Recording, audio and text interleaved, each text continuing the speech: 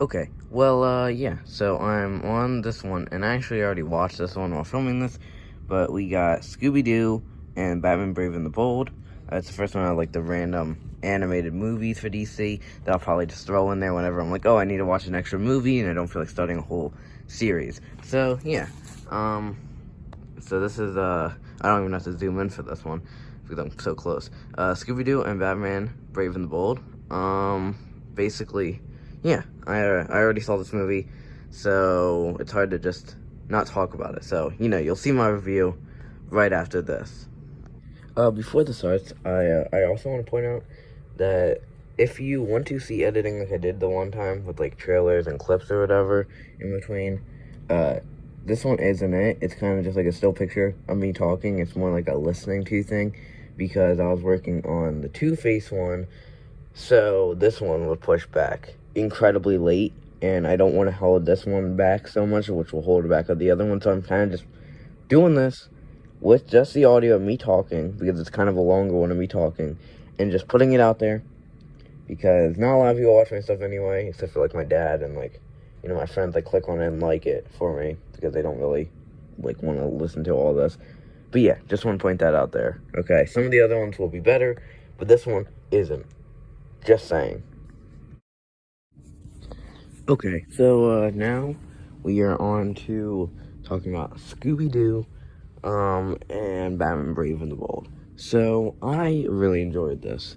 One part because, well, you know how like Batman 66 or the animated ones would be great for people who like grew up with Batman from 1966.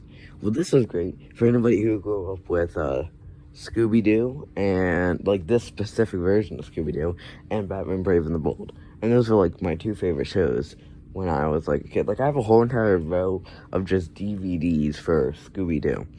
And I have like the Batman Brave and the Bold's, all the seasons and stuff. Like I loved this show.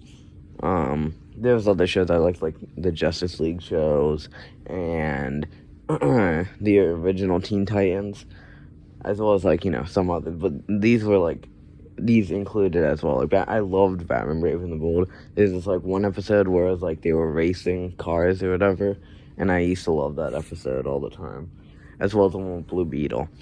I mean, there's multiple Blue Beetle, but I'm pretty sure it also had Black Beetle as like the villain, or there's this other dude. I don't really remember because it's been a while. But anyway, yeah, I enjoyed this movie because it really brought back a lot of memories. Plus, it was an actual good movie. I thought it would be like one of the cheesy, just like movies. I mean, it was cheesy, but it was like actually pretty good.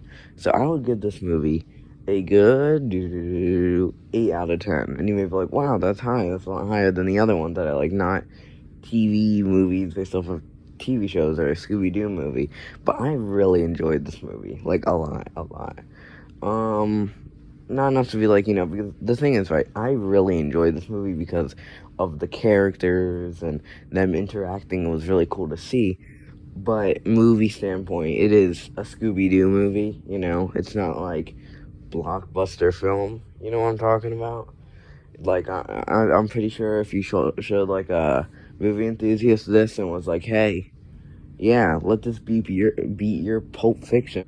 Okay, sorry to cut off at the end there, but yeah, it's a Scooby-Doo movie, they'd basically the film people that I was talking about before, or not before, because this was just like a second ago for you, but they'd laugh at you, but it was an enjoyable movie for me. So, yeah, they introduced, like, this new one that was actually kind of like a villain, and it tied into Batman. It wasn't just some random dude in a mask, and they were like, Batman is gonna help us.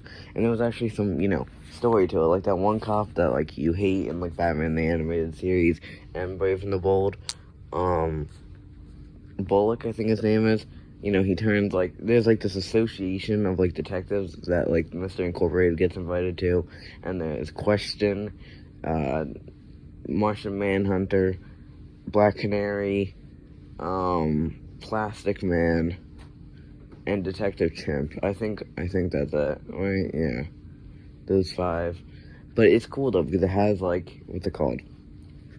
An actual villain or story. Like, there's, like, another one where like they were getting like chased by Penguin and Joker, as well as a whole bunch of like the random villains that they fight against, like Catman or whatever, you know.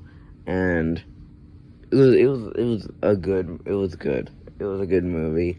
And then, like I said, the villain itself was actually good. Like, I feel like they could actually put that in the comic books, that they just like change around his design a little bit, but then they could like basically like change around the character, like not change around the design, but basically keep it the same. Maybe like change the story a little bit, but it would still be a pretty good villain, and I think, like, I think it was really good. The story was pretty cool, and it was cool like how it tied back into Batman's early years, you know. And I was like, at first when they were like, yeah, it was my first year, and I was like, bro, is this just Batman year one, but with Scooby doing it? But it wasn't. But it was cool though, and like there was like one scene where like Mystery Inc. dresses up as like the Bat family, like Fred was Batman's old costume. Daphne, I think, was Batgirl. I don't know. I know Scooby-Doo was Ace the Bat Hound. And, oh no, okay. So we got Fred as the original Batman costume from the comics, you know, with the purple gloves. Then you got Velma as Robin. Daphne as Batgirl. You got, Scooby-Doo as Ace the Bat Hound. And then you got Shaggy as Nightwing. And I was like, bro, Shaggy as Nightwing can beat like anybody, bro. You know, like how there's like, oh, he ain't being Goku, you know, like that thing. Like, he ain't being Goku. Like, like, bro. And then Shaggy and Nightwing Shaggy pulls off or whatever, and Goku is afraid of him. Yeah, I said it. Shaggy with the Nightwing costume, too overpowered. No one can handle it. But it was pretty good. It had a good ending. And like even on I said like there was like this Scarlet thing or whatever as like the main villain. I will say there was an actual Batman villain as like the main villain. You know, like behind it all. There's actually two of them, but it was like one, and then he was like making the other person work for him, you know. But yeah, it was pretty cool. Yeah, I don't know. I'm not actually, normally I spoil it. I kind of just like give away parts of the movie, but I'm not gonna full out say like, hey, this was like the main dude behind it, because like, you know, I don't. Bro, you spoiling a Scooby-Doo episode, bro? Like you're spoiling a Scooby-Doo episode? You don't do that, bro. You don't do that. You don't be like, yeah, I'm watching this new episode, you know, the one with like the goblin from the sea. Oh, you mean the one that turns out to be the principal of the high school? What? Like, you don't do that. You don't tell me who the Scooby-Doo dude is. So I'm not gonna tell you for this who the Batman villain is, the Scooby-Doo dude. Okay, this is really weird. Okay, it's kind of confusing if you don't understand what I'm talking about. But like, it was kind of like a Scooby-Doo episode, except with like a Batman villain being like, you know, the dude behind everything. Or like I said, two Batman villains actually. But yeah, I thought it was a good movie, and like I said, I would rate it an 8 out of 10. And I hope you liked the video. Make sure to like and subscribe, and I'll see you on the next one. Goodbye.